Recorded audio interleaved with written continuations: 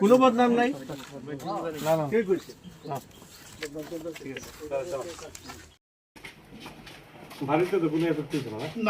আমার বুদ্ধি নেই।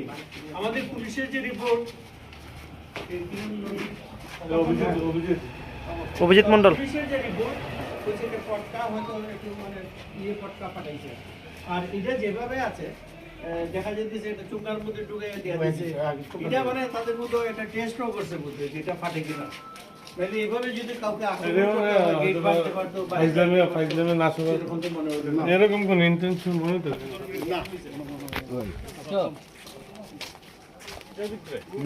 উনি বলেছেন আমরা যেভাবে দেখছি আমাদের এখানে যথেষ্ট ভালো আইন শৃঙ্খলা আছে, রাজ্যে আইন শৃঙ্খলাও আছে, এখানে আমাদের প্রচুর কর্মী সব দিকে আছে। আমাদের সাথে উনি কথা বলেননি, যদিও উনি আমাদের সাথে কথা বলতে বাধ্য নয়, কিন্তু উনার যে আচরণটা সেটা এইভাবে যে একটা সেন্সেশন তৈরি করা, আইন শৃঙ্খলার অবনতি বা এরা করছে, সেটা আমাদের কাছে পছন্দ হয়নি।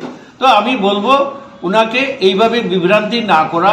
সিপিএম কর্মী শুনেছি, আমরা ওনার সম্পর্কে আলোচনা করেছি, যারা করেছে তারা দুষ্কৃতকারী যদি হয় তাদের নিজস্ব কোনো জাত নাই, ওরা সিপিএম বা কংগ্রেস দেখে ওরা আক্রমণ করে না।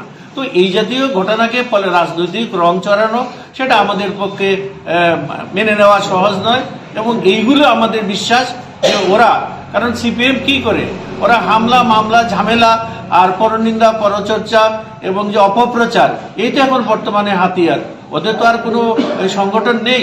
তো আমার মনে হয় উনি যদি সব জিনিস সুন্দরভাবে দেখেন তাহলে এলাকার আইন শৃঙ্খলা মানে শান্তি শৃঙ্খলা আছে তো আছে, সেটা আরো স্থায়ীভাবে বজায় থাকবে। তো এই বার্তাটা আমরা দিতে চাই।